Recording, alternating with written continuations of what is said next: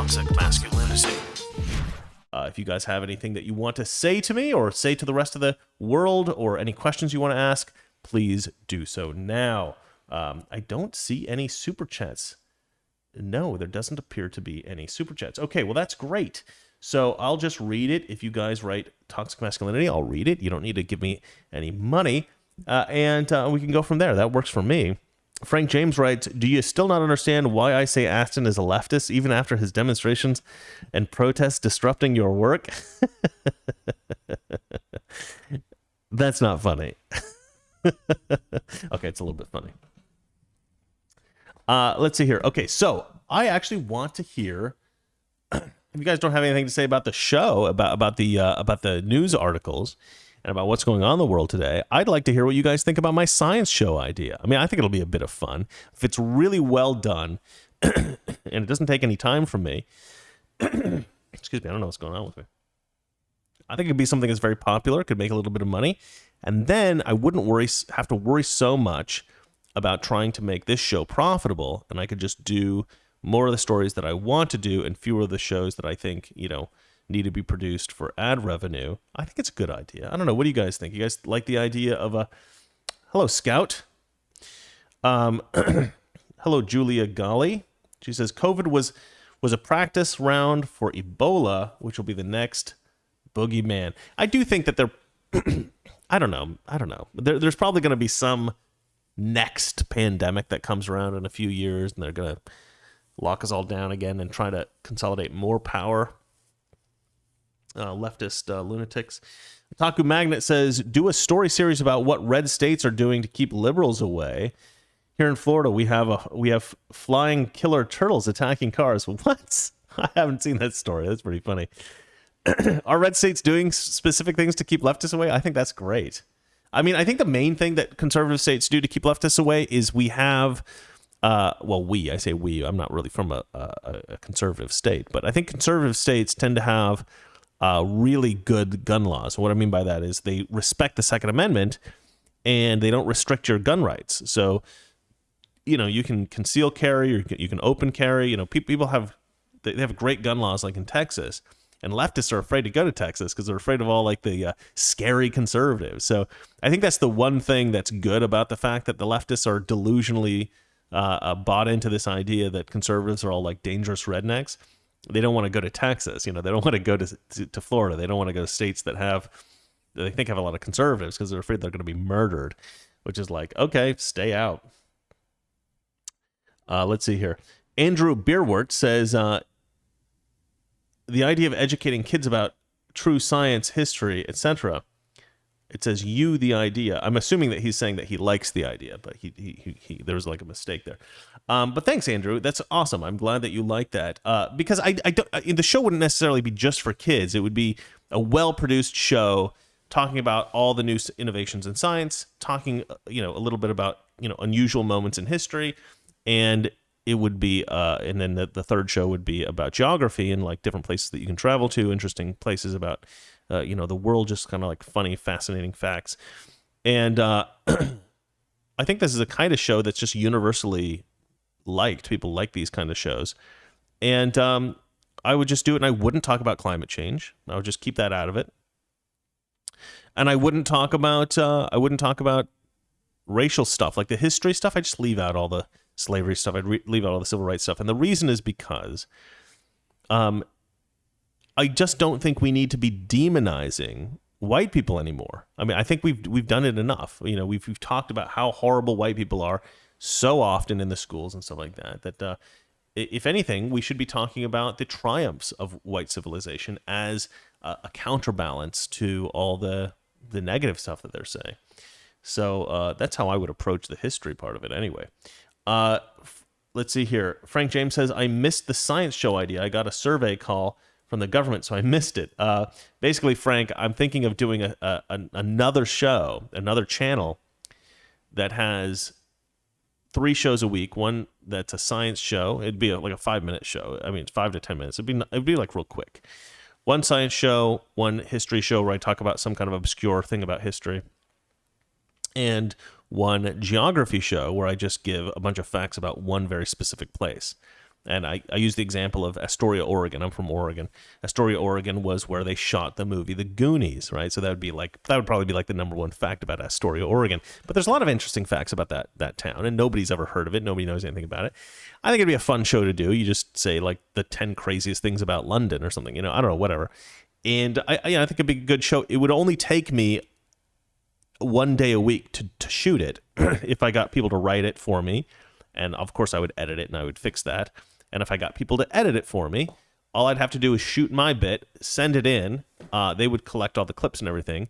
We'd have a template. And if we could do it really professionally, I think we could make a pretty popular show pretty quickly, and it wouldn't take me much time. And that way I wouldn't have to worry about money as much. That's the big thing. Like, I don't want to have to worry about the money that I'm making from this show. And the reason I'm worried about that at the moment is because YouTube has their boot on my neck. I mean, YouTube keeps constricting my channel, and I'm worried that my income's going to go down more and more and more. So I want to have this sort of other thing. So just curious what you guys think about that, if you think it's a good idea. Maybe it's a good idea, maybe it isn't. I probably shouldn't have spent so much time on it on the show today, but it's just what I'm thinking about lately. Kiona Hurt writes, it would have to be more like Mr. Reagan, but you have a good voice for the science stuff. Well, I would want to make it less like Mr. Ray. I'd want to make it, it'd be my voice. The only reason that I would be doing it at all, and I wouldn't just be like paying somebody else to host it, it is because, and this is kind of an arrogant thing to say, but it is actually very difficult to find somebody who's good on camera, who can record on camera, who is watchable, right? I'm a decently watchable person. I'm not probably the most, if I were in movies, I don't know if I'd be like the most successful movie star in the world, but I probably do all right. I did a YouTube channel. It did all right. And there are certain people in this world who can speak into a microphone, look at a camera, talk to camera, and they're decently watchable. I've tried to get other people to do shows. Some of them have been successful, some of them haven't. So it's kind of hit and miss. It's tough to do. It's a tough thing to do. And it's something I know I have the capacity to do it and to do it well. And so it's something I would want to do myself. And then also I wouldn't have to pay somebody. But again, it would be something that would only take one day a week. So it's something maybe I do on Sundays, and I could dedicate the rest of the week to doing really good content for Mr. Reagan and for Toxic Masculinity. But yeah, again, it wouldn't really be about... it wouldn't be anything like the shows that I'm doing now. It would just be this other side project. Let's see here. Andrew Beerwart says, I love the idea of the shows. Oh, thank you so much, man. Yeah, you wrote that up here, but you didn't. There was a kind of typo there. Let's see here. Herbie Hancock says, holy SHIT, there are flying turtles in Florida. Joe Black says, will you guys be moving to the swamp that's in Florida? I bought a gun as soon as I got my driver's license. Valeria does want to move to Florida. I've lived in Florida before. I have a best friend that lived in Florida for many years. In fact, I have a really good friend I just got off the phone with. He's in Miami. So, I mean, it's very possible. If I were to go work at Newsmax, I would have to go to Florida. I'd want to go to Florida, but I don't know. I like colder weather, which is weird that I live in LA. Frank James, do a show where you dumb everything down like for children, but make it for teaching lefties about reality. Frank, that's kind of what I was thinking of doing. I mean, that's kind of the idea, right? The idea is to do a science show and to leave out all the leftist garbage. And yeah, you would kind of talk about it in a, not in an infantile way, or so it sounds like you're speaking down to people, but you would want to do it in a very clear way. And that's something that I want to do always. I think people think of speaking clearly as the same as speaking down to people, and I don't think that that's the same thing at all. You can talk about very sophisticated topics in a clear way, and that's just the best way to educate people. I mean, my favorite teachers were teachers that kind of seemed like, children's television show hosts when I was in college, and they're talking about very sophisticated issues, like theoretical physics and stuff like that, but they're speaking about it in ways that, they use metaphor, and they're entertaining, and they're interesting, and the clearer that you can express something, I think the better, no matter what you're talking about. And that'll make your show more popular. I think in politics, people don't like to speak clearly. We talked about this in the show before. People like to use esoteric language and convoluted sentence structures and stuff like that in order to make people think they're smart, so they don't have to actually say anything that people can criticize. Because if you say something that's convoluted that people can't understand using big words and stuff like that, then people will think, oh, well, I don't understand that, so you must be smarter than me, so I'll just accept that you're right. And that's what a lot of leftists do. I do not do that. I speak very clearly and very deliberately. If you disagree with me, then we can have a discussion. But I don't ever want you to be confused by what I'm saying. I don't want anyone to be confused by what I'm saying. My friends nor my enemies. I want everybody to know exactly what I'm trying to express. Let's see here. Otaku Magnet says, do science. Start with doing one show here once a week or more. We need a break from the same commie crap. Well, I'm not going to do it on any of my existing channels. I would do a different channel. I haven't come up with a name for it yet. And I would promote it here. I'd go ahead and I'd go on Mr. Reagan and I'd put a comment and be like, check this out. That's how you would first get an initial audience, right? And then it would spread from there. But yeah, I mean, I'm going to start out with a pilot. I've already got, I'll give you guys my list actually of topics for the pilot episode. You want to hear my list of topics for the pilot episode? So Disney has perfected animatronic eye contact, and it's super creepy. And you guys should look that up because that is creepy. The next one is American honey is radioactive. And apparently this is crazy. This is because of the nuclear bomb tests that we've done in America. Somehow we still got very low level radiation in honey, which is like as bees produce honey, because everything's low level radioactive in America now because of our bombing tests. It's fascinating. I didn't write the script part for that. I just have the headline. Scientists at NASA have created a simulation of two black holes orbiting each other and literally bending space-time. That's a pretty cool video. You guys will want to check that out. Russia is planning to put a cosmonaut on the moon by 2030 and build a moon base. And I'll actually read what I wrote about that because I think it's kind of funny.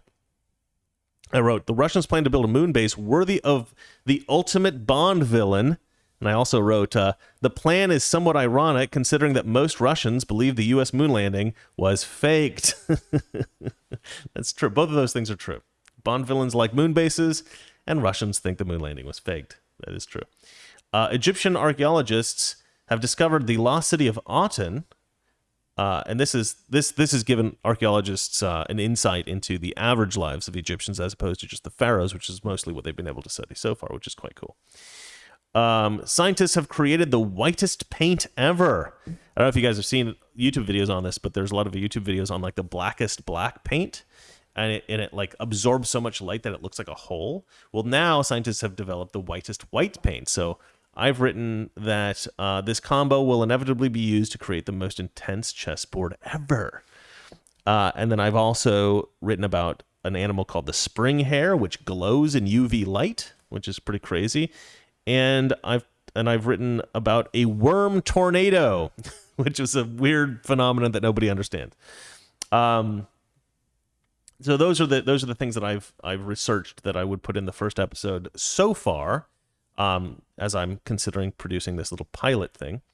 And I would probably produce maybe something like 5 more stories. So I wasn't quite done when I wrote that script.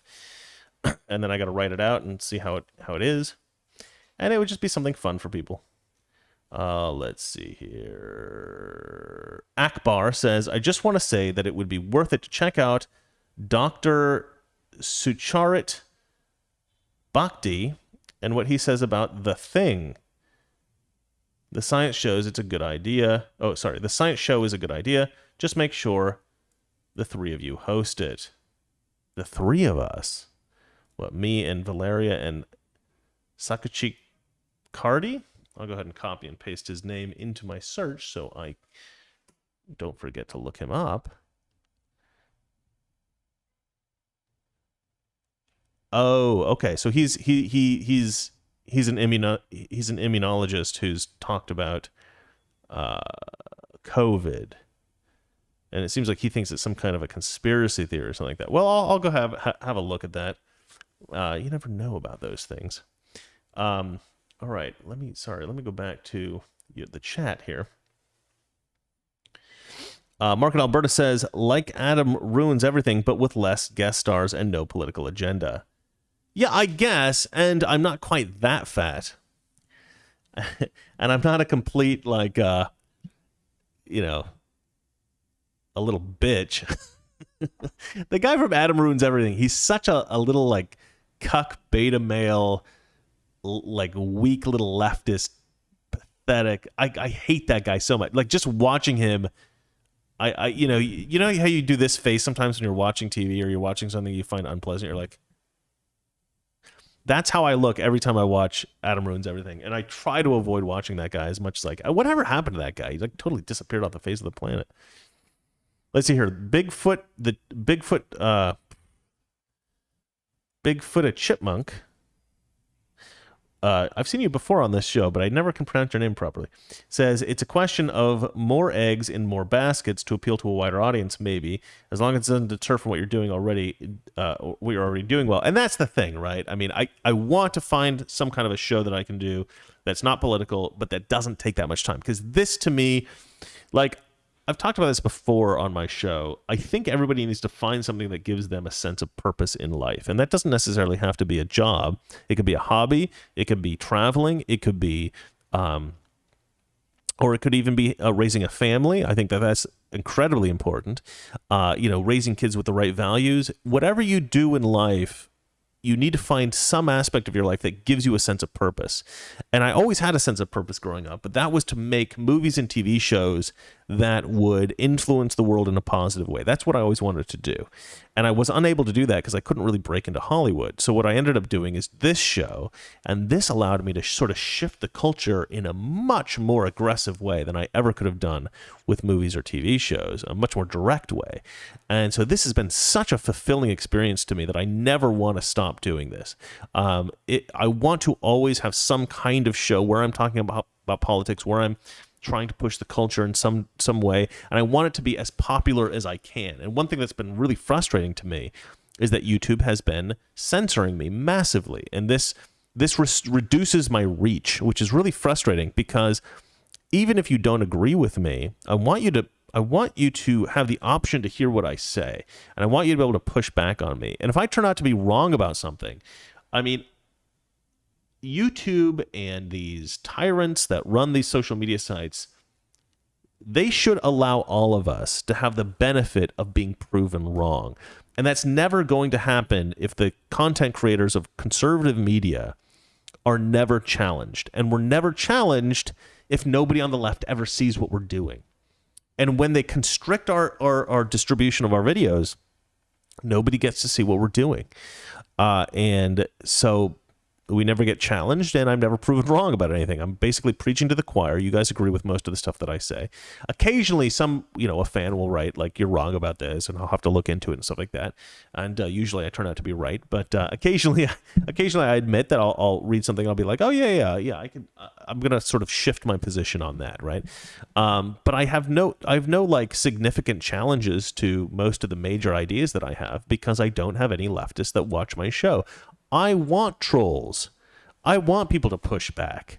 I don't want it to be 99.7%, positive, like to dislike ratio on all my freaking videos. It's all 99.7% like to dislike or something around there.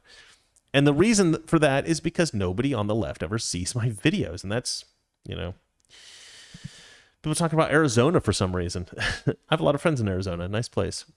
Frank James just gave me money and a director's chair. Thank you so much, Frank. Let's see here. Rightful King of the Poles, Grand Duke of Lithuania. I have some Polish ancestors. I mentioned that earlier. Writes, a thought experiment for liberals.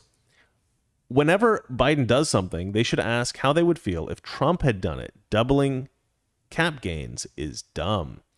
Yeah. I think, what's funny about that?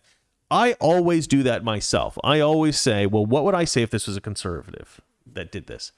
And then if a conservative does something and they're criticized by the left, I always say, well, what would I say, if a Democrat did that? Would I criticize them? And then I'll criticize the conservative if I think the Democrats are right, or I will defend the Democrat if I think that the Democrats are right to defend him.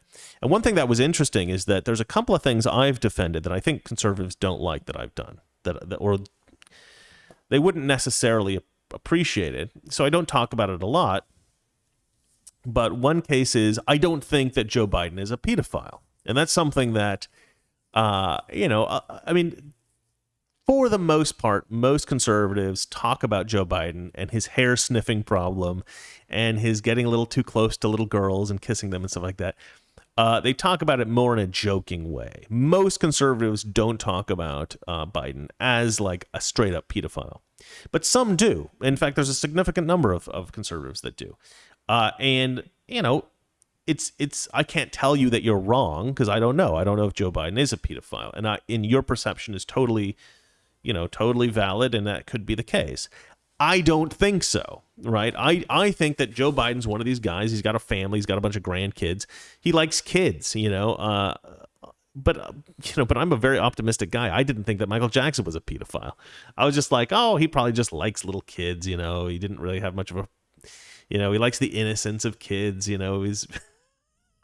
I'm a bit naive when it comes to stuff like that because I genuinely have a kind of optimistic view on life. Like I grew up in a very good family, right? A very good family. And all of the adults were very supportive and nice to all the kids. And we didn't have any of that kind of trauma. We didn't have any of that kind of weird stuff. And, all of my parents were very good people. My aunts and uncles were very good people. And my grandparents were very good people.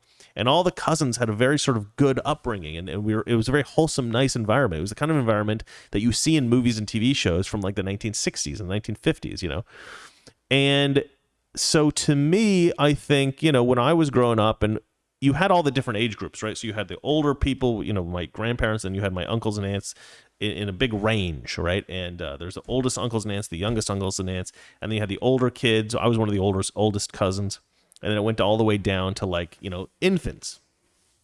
So all the time growing up, I always had like little kids around, my cousins and stuff like that, and I don't know, that whole concept of that whole like inappropriate behavior with kids and stuff, that wasn't anything to do with my world. Like I never even knew that kind of stuff really happened in the world really growing up. But you still liked the kids, the kids would run around and they were a bit of fun and stuff like that. And then everybody with children or nephews or nieces, they know there's something lovely about children, right? They are innocent. They do have this kind of.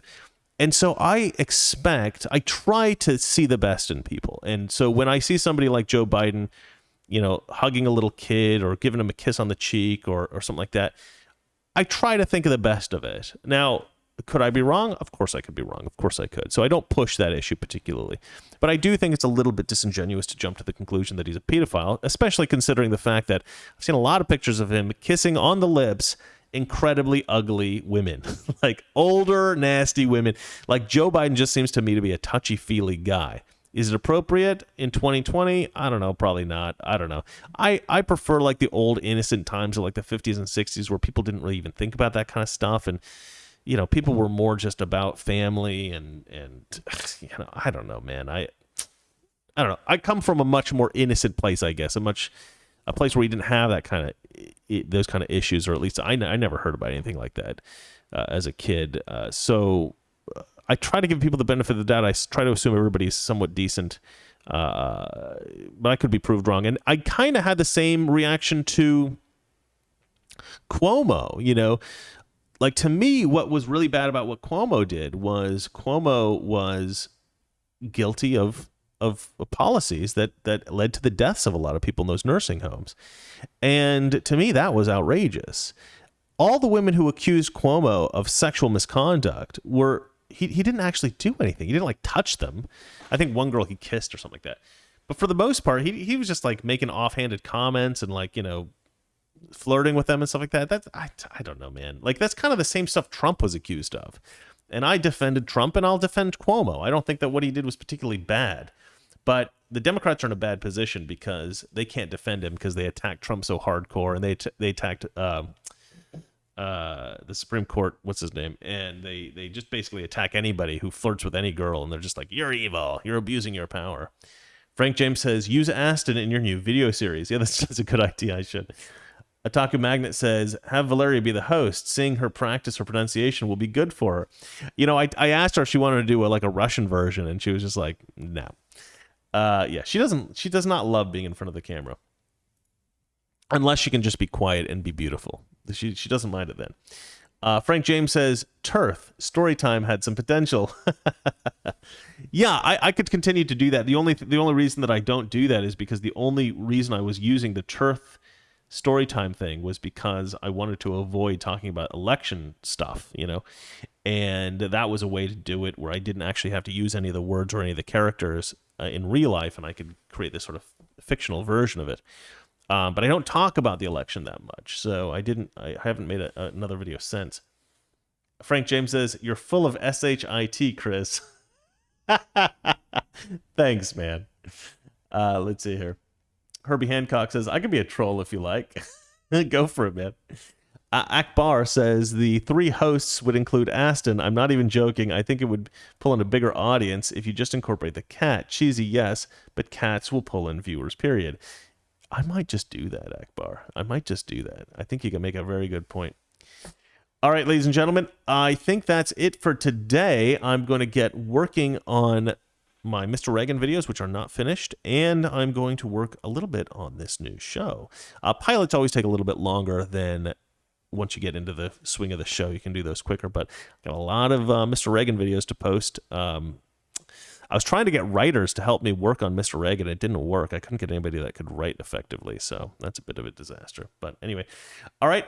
Thank you guys for watching the show today. The news was pretty interesting, and it should be pretty fantastic on Monday. Mondays are always good because we got all the news from the weekend, and there's usually quite a pileup of interesting stories. So we'll check back with you guys then. In the meantime, remember, this is the least professional show on television. I'm Toxic. Valeria is masculine. She will be back on Monday. And thanks for watching. Toxic Masculinity.